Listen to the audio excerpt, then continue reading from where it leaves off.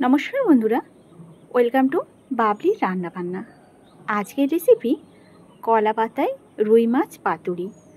ভীষণই সুন্দর খেতে এই রেসিপি। গরম গরম ভাতের সাথে এরকম যদি রুই মাছ ভাপা থাকে আর কিছুর প্রয়োজন হয় না। আর বানানোটাও ভীষণ সহজ, চটজলদি তৈরি হয়ে যায়। এখানে নিয়েছি আমি রুই মাছ, তবে মাছগুলো যাতে একটু টাটকা থাকে সেই দিকে লক্ষ্য রাখতে হবে। আর মাছগুলোকে দেখে বুঝতেই পারছো মাছগুলো কতটা ফ্রেশ। ঠিক এরকমভাবে আমি কেটে নিয়েছি। কেটে ভালো করে মাছগুলোকে ধুয়ে নিয়ে এখন মাছের মধ্যে দিয়ে দেব পরিমাণ মতো নুন, দিয়ে দেব এখানে হলুদের গুঁড়ো। প্রথমে মাছটাকে আগে যদি একটু মেখে নিই তবে এর মধ্যে নুন মশলাটা খুব ভালো মতো যাবে। সামান্য একটু লঙ্কা গুঁড়োও দিয়ে দিলাম। তারপরে এর মধ্যে দিয়ে দিলাম খুবই সামান্য অল্প জিরের গুঁড়ো, অল্প পরিমাণেই দিতে হবে। তারপরে দিয়ে দিচ্ছি দেখো এখানে সর্ষের তেল। ব্যাস, এই দিয়ে ভালো করে মাছগুলোকে এবারে মেখে নেব। এই যে মেখে রাখবো, এই মেখে রাখাতেই কিন্তু মাছের স্বাদটা আরও বেড়ে যাবে। ভালো মতো করে এবার নুন ঝালটা মাছের মধ্যে যাবে। এবার ঢাকা দিয়ে আমি 10 থেকে 15 মিনিটের মতো এভাবেই রেখে দেব। সবার প্রথমে একটা মশলা তৈরি করে নেব। মশলা তৈরি করার জন্য এখানে আমি নিয়ে নিয়েছি 1 চামচ হলুদ সর্ষে আর 1 চামচ নিয়েছি কালো সর্ষে। বেশ কতগুলো কাঁচা লঙ্কা নিয়ে নিয়েছি, একটু ঝাল ঝাল হবে খেতে। তো এখানে কাঁচা লঙ্কা সর্ষে বেটে নেব। আর এই মাছটা রান্না করার জন্য অবশ্যই লাগবে কলা পাতা। এই যে এখানে ছোটো ছোটো করে কলা পাতাগুলোকে কেটে নিয়েছি। তবে কলা পাতাগুলো রান্না করার আগে একটু গরম জলে করে নিয়েছি।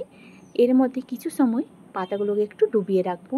এতে করে কি হবে, পাতাগুলো একটু নরম হবে, তাতে করে পাতুরিটা মুড়তে সুবিধা হবে। আর এই যে দেখো লঙ্কা সর্ষেটাকে পেস্ট করে নিয়েছি। একটা থালার মধ্যে এই লঙ্কা সর্ষে বাটাটাকে দিয়ে দিলাম। তার সাথে এখন দেখো দিয়ে দেব ভর্তি ভর্তি 1 চামচ টক দই। আর দিয়ে দেব উপর থেকে আরও একটু সর্ষের তেল। ভালো মতো করে টক দইয়ের সাথে সর্ষে বাটাটাকে মেখে নিতে হবে। একটু কাঁচা সর্ষের তেল দিয়ে দিলাম। আর এই যে দেখো এইবার দিয়ে দিলাম আগে থেকে যে মাছগুলোকে আমি ম্যারিনেট করে রেখেছিলাম সেই মাছগুলো। এই মাছগুলো কিছুক্ষণ রাখার জন্য মাছের মধ্যে খুব ভালো মতো নুন হলুদটা ঢুকে গেছে। এবার এই সর্ষে বাটার মধ্যেই মাছগুলোকে ভালো মতো করে মেখে নিতে হবে। খুব সুন্দর করে কিছু সময় ধরে এটাকে মেখে নিতে হবে যাতে সমস্ত মাছের মধ্যে এই সর্ষে বাটাটা ভালো মতো যায়। কিছুক্ষণ দেখো এভাবে মেখে নিলাম। ঠিক দেখতে এরকম হয়েছে। এখন এবার এর মধ্যে নিয়ে নেব একটা কলা পাতা। একটা থালার মধ্যে কলা পাতাটা নিয়ে তার উপরে দেখো একটা মাছ দিয়ে দিলাম, সামান্য একটু সর্ষে দিয়ে তার উপরে দিয়ে দিলাম আরও একটু সর্ষের তেল। এই তেলটা দিয়ে এবার পাতাটাকে দেখো দুই পাশে মুড়ে নেব। যেহেতু পাতাটা আগের থেকে গরম জলে একটু ভাপিয়ে নিয়েছি, এই জন্য দেখো পাতাটা কত সহজেই মোড়া গেল, একটু পাতাটা ছিঁড়ে যায়নি। একটা সুতো নিয়ে নিয়েছি, এই সুতোর মধ্যে ভালো মতো করে এভাবে দেখো পেঁচিয়ে নেব মাছগুলোকে। খুব সুন্দর করে মাছটাকে দেখো বেঁধে নিয়েছি। অন্যদিকে একটা সর্ষের তেল বসিয়ে দিয়েছিলাম কড়াইয়ের মধ্যে। কড়াইয়ের সর্ষের তেলটা গরম হয়ে যেতেই আমি একে একে করে পাতুরিগুলো দিয়ে দিলাম। আঁচটাকে কিন্তু খুবই কমে রেখেছি, আস্তে আস্তে করে মাছটা হবে। কিছুক্ষণ পর আমি ঢাকনাটাকে খুলে নেব। মাছের এক দিকটা দেখো হয়ে গেছে, এবার আরেক দিকটাকে আমি পাল্টে নেব।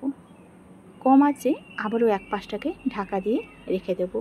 কিছু সময় ধরে ঢাকা দিয়ে দিয়ে এভাবে দেখো উল্টে পাল্টে ভালো মতো করে ভেজে নিতে হবে, ভেতরের মাছটা যাতে খুব ভালো মতো সেদ্ধ হয়ে যায়।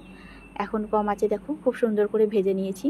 দেখতেই পাচ্ছ পাতাগুলো কিন্তু একটু পোড়া পোড়া ভাব চলে এসছে, ভেতরের মাছটা বুঝতে হবে এবার হয়ে গেছে। এবার একটা থালার মধ্যে আমি মাছগুলোকে নামিয়ে নেব। নামিয়ে একটু ঠান্ডা করে তোমাদের খুলে দেখাচ্ছি কীরকম হয়েছে।